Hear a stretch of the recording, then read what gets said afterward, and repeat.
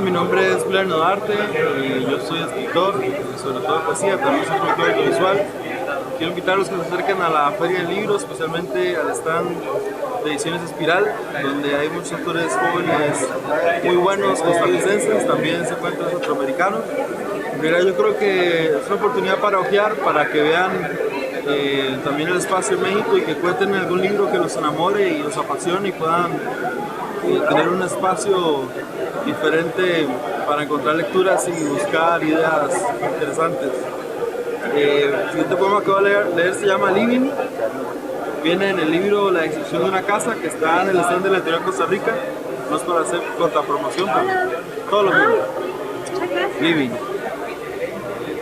Viviste en un edificio con el ruido constante de los vecinos, ese movimiento triste que parece una lengua en el oído medio. Viviste en un edificio con su sequía propia, con un ascensor pequeño, con un pasadizo que no conecta con nadie, con nada.